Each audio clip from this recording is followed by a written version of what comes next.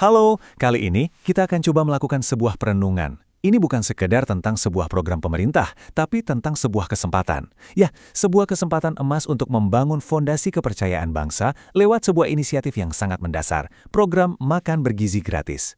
Yuk kita coba bedah gagasan ini bukan dari kacamata politik, tapi dari sudut pandang integritas sistem, sebuah sistem yang presisi dan berkelas dunia. Coba deh kita bayangin sejenak, gimana jadinya kalau dapur raksasa yang bakal melayani jutaan anak bangsa ini dikelola dengan presisi setingkat pabrik farmasi, tempat di mana setiap gram bahan itu ditakar dengan akurat karena menyangkut nyawa. Nah, pertanyaan inilah yang akan jadi pemandu kita dalam pembahasan kali ini. Ini bukan lagi soal efisiensi biasa, tapi soal membangun sebuah mesin kepercayaan publik dalam skala yang belum pernah kita lihat sebelumnya. Dan di jantung dari semua ini ada sebuah filosofi yang fundamental banget. Kutipan dari Widi Raspito Utomo ini seolah mengingatkan kita bahwa secanggih apapun teknologinya nanti, pada akhirnya semua akan kembali ke manusianya. Kualitas dan kejujuran itu ya nggak lahir dari mesin, tapi lahir dari kesadaran dan integritas orang-orang yang menjalankannya. Inilah titik awal kita. Oke, supaya kita bisa membedah gagasan besar ini dengan runut, kita akan lewati 6 langkah. Kita mulai dari apa itu DNA sistem yang jujur, terus gimana prinsip itu jadi aksi nyata, lalu kita akan lihat cara membangun mesin kepercayaan digital, menciptakan sistem yang bisa terus belajar, sampai akhirnya kita paham apa itu kompas etika kedaulatan digital buat bangsa kita. Yuk, kita mulai! Baiklah, mari kita langsung masuk ke intinya. Kita akan bahas dua konsep yang jadi standar emas di dunia farmasi, yaitu GMP dan Alcoa Plus. Tapi, jangan anggap ini sebagai aturan teknis yang ribet ya. Anggap aja ini sebuah filosofi, sebuah DNA yang mau kita tanamkan untuk membangun sistem yang sehat, kuat, dan yang paling penting jujur. Jadi, apa sih sebenarnya GMP atau praktik manufaktur yang baik itu? Gampangnya begini, ini bukan daftar aturan yang kaku, tapi lebih ke sebuah seni mengelola kejujuran sistem. Intinya, kualitas itu nggak bisa cuma diuji di akhir proses. Kualitas itu harus dibangun, dirancang, dan dijaga di setiap langkahnya, dari A sampai Z.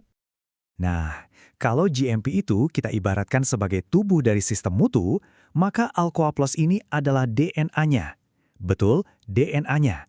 Ini adalah semacam kode genetik yang memastikan setiap informasi, setiap data yang mengalir di dalam sistem ini punya integritas yang nggak bisa diganggu-gugat.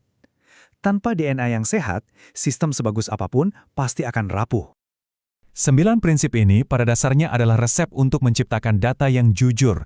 Biar gampang kita bayangin aja proses penerimaan sekantong beras. Attributable, kita harus tahu siapa pemasoknya dan siapa yang terima barang. Legible, catatannya harus jelas, bisa dibaca. Contemporaneous, ditimbang dan dicatat pas barangnya datang, bukan besok atau lusa. Original, datanya langsung dicatat di sistem, bukan nyalin dari kertas coret-coretan. Dan accurate, beratnya harus beneran 50 kilo, nggak kurang nggak lebih. Nah, sisanya itu pelengkap, datanya harus lengkap, konsisten, tahan lama, dan selalu tersedia kapanpun dibutuhkan untuk audit. Inilah fondasi kepercayaan. Nah, sekarang kita sampai di bagian yang paling seru. Gimana caranya kita membawa filosofi yang kelihatannya tinggi ini turun ke bumi, ke dalam operasional sehari-hari program makan bergizi gratis? Yuk kita lihat gimana prinsip-prinsip ini bisa jadi cetak biru untuk dapur nasional kita. Kita mulai dari bagian hulu, yaitu waktu perencanaan dan pengadaan. Di sini, prinsip GMP jadi sangat konkret. Artinya, nggak sembarang pemasok bisa ikutan, mereka harus dievaluasi dulu dan disetujui. Setiap bahan baku yang datang, beras, sayur, daging, itu harus diuji, diambil sampelnya, dan dapat status disetujui sebelum boleh masuk ke area produksi. Kita juga harus proaktif memetakan risiko, dan setiap ada perubahan, sekecil apapun, harus lewat proses kontrol yang resmi. Lanjut ke bagian hilir pas makanan dimasak dan didistribusikan. Kontrolnya sama ketatnya. Ada pengecekan di tengah proses, berat porsinya pas nggak, suhunya aman, kemasannya bagus. Makanan itu baru boleh didistribusikan setelah dapat lampu hijau dari tim penjaminan mutu. Dan kalau sampai ada keluhan atau bahkan resiko kesehatan, harus ada sistem yang siap menangani dan bahkan menarik kembali produk. Ini adalah jaminan kualitas dari dapur sampai ke tangan anak-anak kita.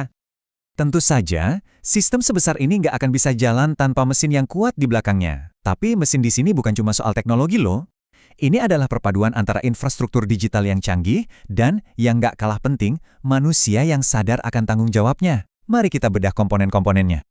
Jadi, mesin kepercayaan ini punya 4 pilar utama. Pertama, infrastruktur IT yang andal dan aman. Kedua, tata kelola digital, di mana setiap software penting yang kita pakai itu harus divalidasi. Ketiga, dan ini krusial banget, adalah infrastruktur manusia, pelatihan yang serius untuk memastikan semua orang paham perannya. Dan yang terakhir, akuntabilitas. Jadi, setiap tindakan dalam sistem ini ada penanggung jawabnya yang jelas. Kutipan ini benar-benar menggarisbawahi poin tadi. Kita bisa saja punya sistem tercanggih di dunia, tapi kalau operatornya nggak paham kenapa dia harus mencatat data dengan benar atau apa arti sebuah angka di dashboard, maka mutu itu cuma jadi ilusi. Manusialah yang menghidupkan sistem. Lalu, gimana cara kita memastikan transparansi secara teknis? Jawabannya adalah audit trail atau jejak audit. Anggap saja ini seperti memori kolektif dari sistem yang nggak pernah lupa dan nggak bisa bohong.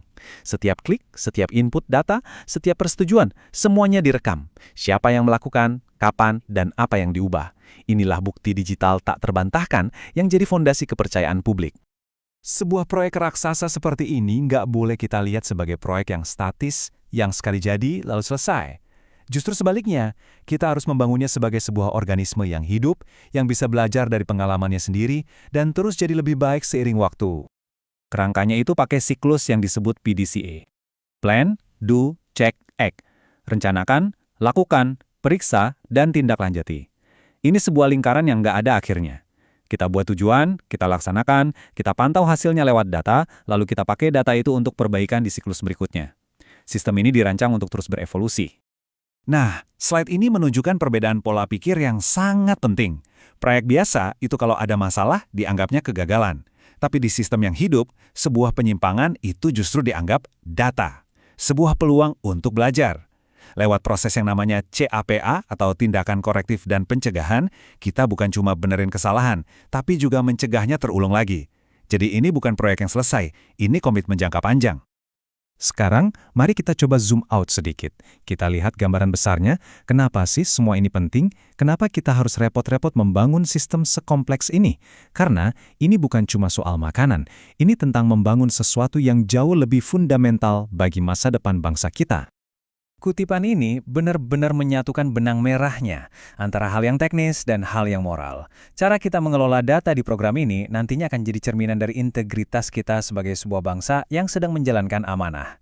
Data yang bersih, akurat, dan terpercaya adalah wujud nyata dari tata kelola yang bersih dan bisa dipercaya. Inilah inti dari semua pembahasan kita. Program Makan Bergizi Gratis ini, kalau dibangun dengan prinsip-prinsip tadi, bisa jadi lebih dari sekedar program sosial. Ia bisa jadi sebuah blueprint, sebuah model percontohan tentang bagaimana Indonesia seharusnya menjalankan semua proyek skala besarnya di masa depan, dengan transparan, akuntabel, dan berbasis integritas. Dan pada akhirnya, ini semua adalah soal kedaulatan. Kedaulatan digital itu bukan cuma soal kita punya teknologi sendiri, tapi tentang kita punya sistem yang bisa kita percaya sepenuhnya yang datanya kita kelola dengan jujur. Kejujuran sistem inilah yang akan jadi fondasi kemandirian dan martabat kita di era digital ini. Saya ingin menutup pembahasan kita dengan sebuah pertanyaan untuk kita renungkan bersama. Coba kita bayangkan, masa depan seperti apa yang terbentang di hadapan kita kalau setiap dari kita, dalam setiap proyek dan tanggung jawab, tidak lagi melihat mutu sebagai beban aturan, tapi sebagai ekspresi dari kesadaran dan kebanggaan kita sebagai bangsa. Ini adalah sebuah visi yang sangat layak untuk kita perjuangkan bersama. Terima kasih.